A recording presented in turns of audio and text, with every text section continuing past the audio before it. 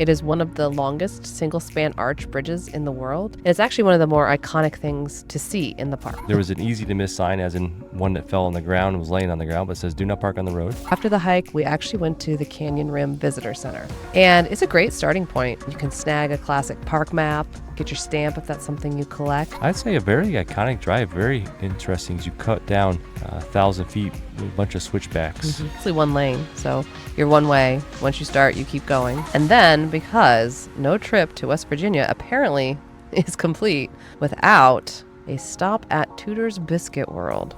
If you've never been, just go. Get the biscuit. Overall, it exceeded expectations. Not because I had somewhat low expectations for an Eastern park, but I thought it was a great visit. We're Jay and Bea, and at the beginning of 2021, we hit the road. Permanently. We traded our city apartment for a constant stream of Airbnbs, new states, and places. And we wouldn't have it any other way. Come along with us as we explore all the U.S. and beyond has to offer. And join us as we continue Living on the way. Hello there, and welcome back to Living on the Way, podcast where we take you behind the scenes of our full-time travel life, where we try to combine remote work with real adventure.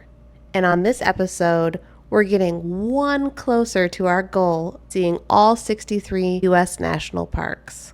And today, we'll recap our visit to one of America's newest national park, the New River Gorge. And I'm Jay. I'm Bea, and let's start in West Virginia with my 46th In my 45th. national park. So it was officially designated a national park in 2020, so this makes it, I think, the newest park. And it's known for its rugged canyon views, whitewater rafting, and of course, the iconic New River Gorge Bridge. It is one of the longest single-span arch bridges in the world. And it's actually one of the more iconic things to see in the park. We took a quick, long weekend trip over there to explore the area. And initially, we went on our first hike out to see the bridge from what's called the Long Point Trail. Easy, moderate hike with the view of the bridge, though, at the end makes it well worth it. You walk out through the woods for about a mile. Yeah, it's like a forest hike for about 1.5 miles, right? Yes.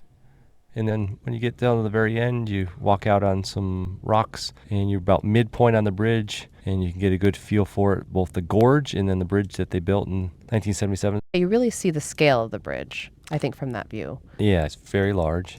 And a couple of notes, though, that we learned: when you go on a busy weekend, parking can be a bit tight. Certainly do not park on the road. No, don't park on the road. There was an easy-to-miss sign, as in one that fell on the ground and was laying on the ground, but says, "Do not park on the road." And there was all-trail reviews saying that they had towed people the previous day on Saturday. And people say they don't see that sign and they thought they were allowed, so just be warned. So park in the official parking lot, or what we did, where at the intersection of the road, there was a large pull-off area where we parked without issues. And it didn't say no parking. It didn't have like red X's on the trees, so believe that was okay. After the hike, we actually went to the Canyon Rim Visitor Center. And it's a great starting point. You can snag a classic park map, get your stamp if that's something you collect. And what's great about this is that it has that iconic view of the bridge right from the visitor center. Also, there's a short trail. It's like, I think, 170 steps down to what I would say is a pretty epic view of the bridge as well. I thought it was well worth it. They even had a nice little 11-minute movie telling you about the history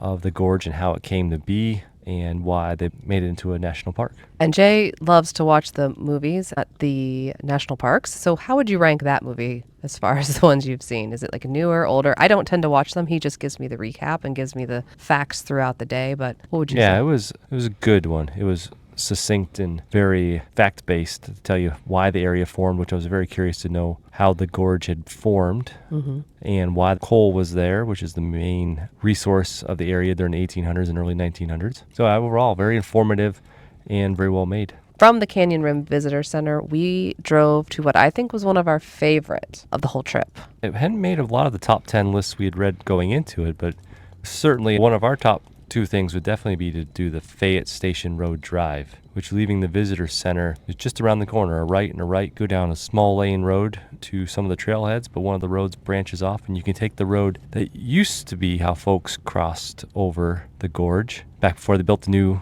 large bridge. So it was I'd say a very iconic drive, very interesting as you cut down 1,000 feet with a bunch of switchbacks. It's only one lane, so you're one way. Once you start, you keep going, but that's also nice when you're on switchbacks. You don't have to worry about opposing traffic. And you make your way down past the piers that hold up the new bridge. You can see how large they really are. And of course, at the middle of it is the original bridge. I think it took about 45 minutes in total. I mean, we stopped a couple times, so it took a little longer, but if you just drive it, it would take 30 to 45 minutes depending on how much traffic is happening. I mean, you could say it's old country roads, but it wasn't no country road, but it certainly was kind of a flashback in time. Right, and just how far they had to go to get over the the river, and now you don't even really know you're on this giant bridge crossing this huge gorge now in more modern days. Good juxtaposition between the interstate going across the bridge and, of course, the old small one-lane bridge down at the bottom. Yes. And then, because no trip to West Virginia apparently is complete without a stop at Tudor's Biscuit World. If you've never been, just go. Get the biscuit.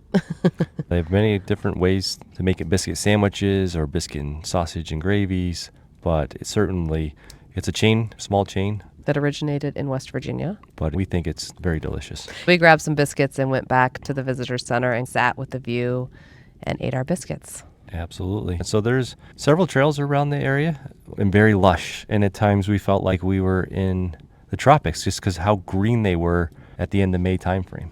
They had gotten a lot of rain this spring, and so everything, like the hardwood trees, were just the most green I think I've seen them ever. So it was very beautiful. Yeah, overall, it exceeded expectations. Not because I had somewhat low expectations for an eastern park, but I thought it was a great visit. Right, because they describe it as there's no ranger station that you pay to go in. You just go in and out at different places throughout the surrounding towns, which kind of reminds me of Cuyahoga Valley in Ohio. I grew up going to that before it was a national park, so I thought I was going to see like a city type park, but it was very rural, quiet, except for when you were near the bridge when it was traffic, but I was pleasantly surprised. Absolutely, and we will need to go back. There's whitewater rafting, which is the main thing folks advise to do. We didn't have a chance to do that. And then you also can walk through the underside of the bridge, which... Yeah, the bridge walk. The bridge walk. So there's top activities we didn't have a chance to do. We'll definitely be back. And I think our final recommendation, if you have the time, when you're approaching Canyon Rim Visitor Center or leaving it, we recommend not just taking the main interstate out of town. We recommend taking, I believe it's State Route 60. It follows the river and goes through these old coal mining towns. Gives you a good, authentic feel for the area. It was really beautiful and serene, and you can really see the greenness of the valleys. I'm sure it's amazing there in the fall. And they have Bridge Day once a year in the fall where they close down the road that crosses over the new River Gorge Bridge and let folks go across it and have a bunch of activities. Yeah, I think that would also be jump off of the bridge. That'd be definitely worth checking out. So thanks for joining us on this stop in West Virginia. We've got a lot to share in the coming weeks. So Buckle up and don't forget to subscribe so you can follow along as we get closer and closer to visiting all 63 national parks. And until next time, we will be Living on the way.